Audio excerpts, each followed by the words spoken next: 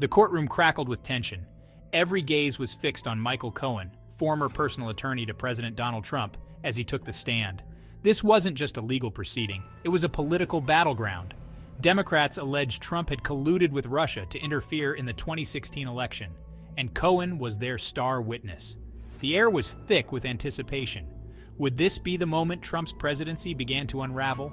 Cohen, under oath, accused Trump of orchestrating a campaign finance violation scheme. He claimed that Trump had directed him to pay hush money to adult film star Stormy Daniels to silence her about an alleged affair.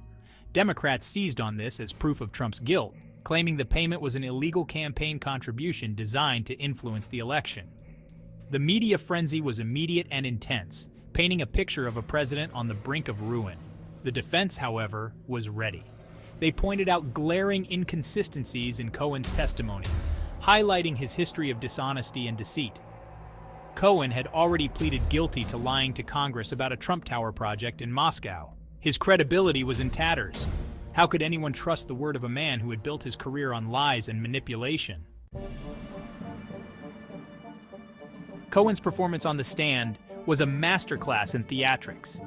He delivered his lines with practiced precision, his voice trembling with feigned emotion. He painted himself as a victim, a man who had been misled and betrayed by his former boss. The media lapped it up, portraying him as a redeemed sinner seeking atonement for his past sins. But beneath the carefully crafted facade, a darker truth lurked. Cohen, far from being a reluctant participant, had been a willing enabler of Trump's alleged misdeeds for years. He had thrived on the power and influence that came with being Trump's fixer. He had intimidated rivals, silenced critics, and navigated the murky waters of Trump's business dealings. His sudden transformation into a whistleblower reeked of opportunism.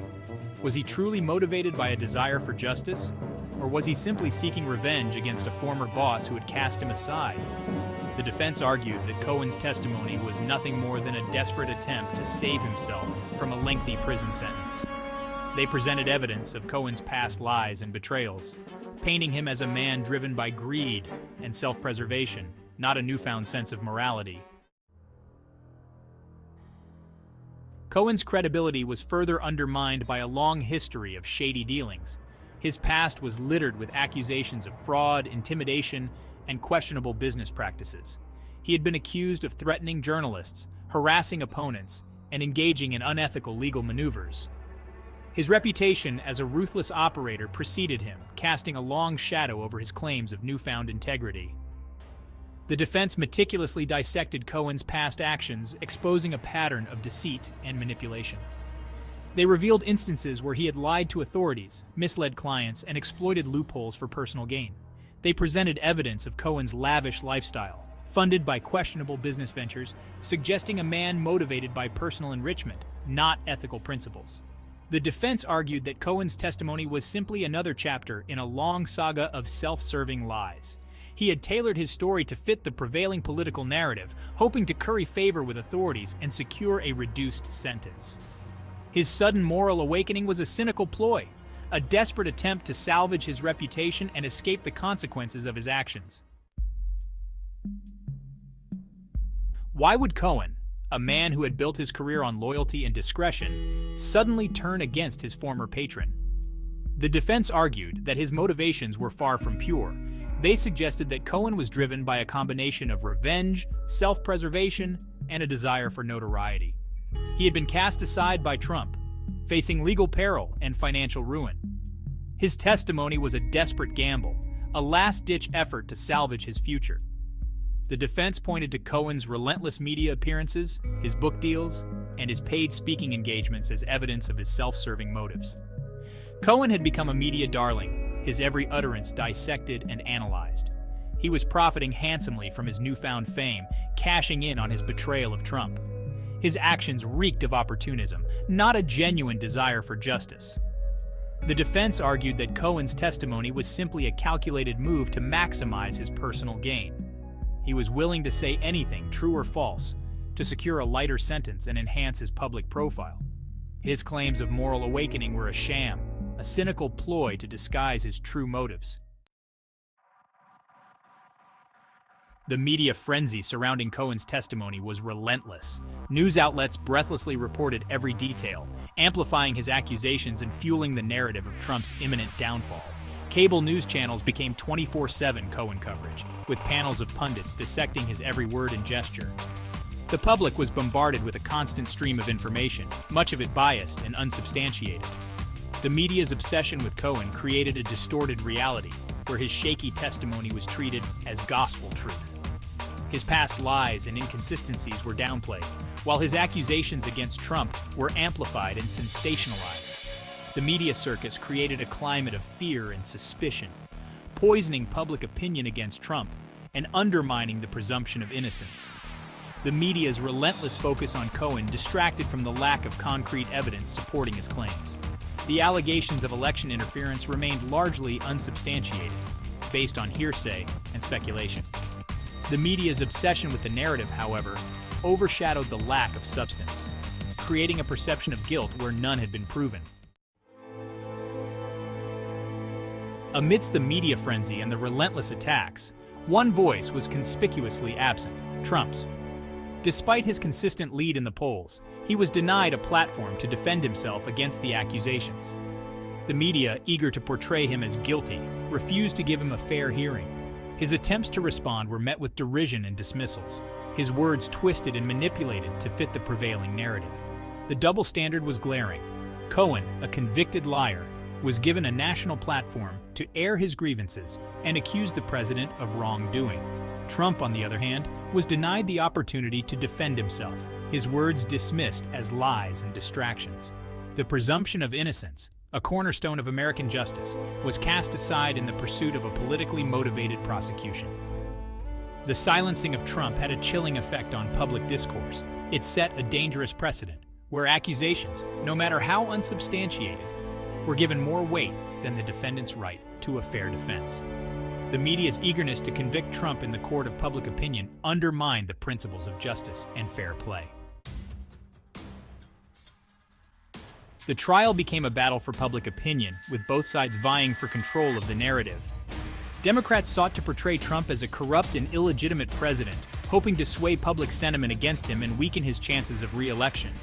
The media, largely sympathetic to the Democratic cause, amplified Cohen's accusations and painted a damning portrait of Trump's alleged wrongdoings.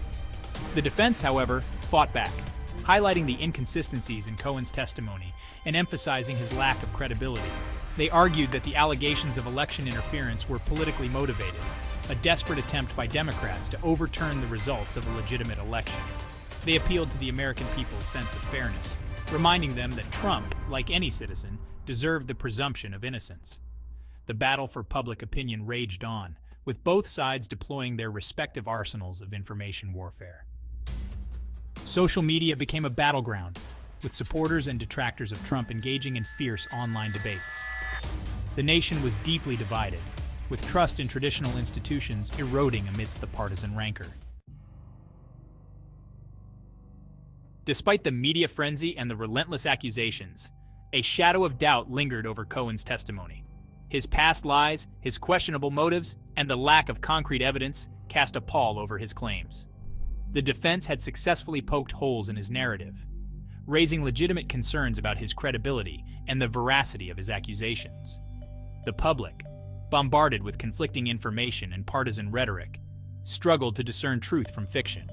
The media's relentless focus on Cohen's testimony had created a perception of guilt, but the evidence remained inconclusive. The shadow of doubt lingered, raising questions about the fairness of the process and the reliability of the accusations. The lack of a definitive resolution left the nation in a state of suspense. The allegations of election interference remained unproven, but the damage to Trump's reputation had been done. The public was left to grapple with the uncertainty, wondering whether justice had been served or whether a grave injustice had occurred. The pursuit of truth came at a steep price. The nation was deeply divided, trust in traditional institutions had eroded, and the political climate had become toxic. The relentless focus on Cohen's testimony, regardless of its veracity, had poisoned public discourse and undermined the presumption of innocence.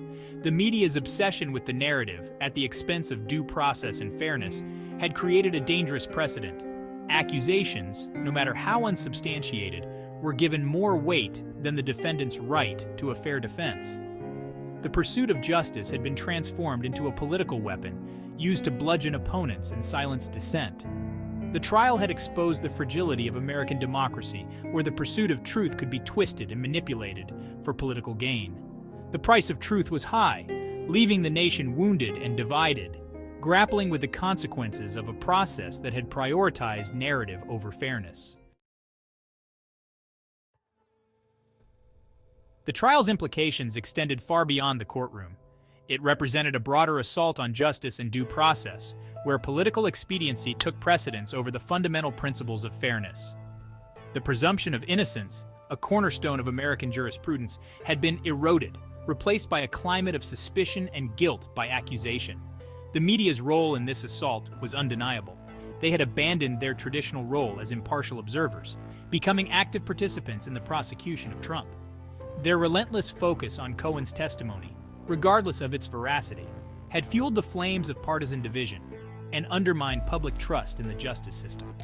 The trial had exposed the vulnerability of American democracy to political manipulation and media bias. The pursuit of justice had been hijacked by partisan interests, leaving the nation grappling with the consequences of a process that had prioritized narrative over truth. The trial's outcome, regardless of its legal implications, set a perilous precedent. It demonstrated the ease with which accusations, amplified by a compliant media, could undermine the presumption of innocence and erode public trust in the justice system. The Cohen saga served as a stark reminder of the fragility of American democracy and the importance of safeguarding the principles of fairness and due process. The relentless pursuit of Trump, fueled by partisan animosity and media sensationalism, had created a climate of fear and suspicion. The trial had become a political weapon used to bludgeon an opponent and silence dissent.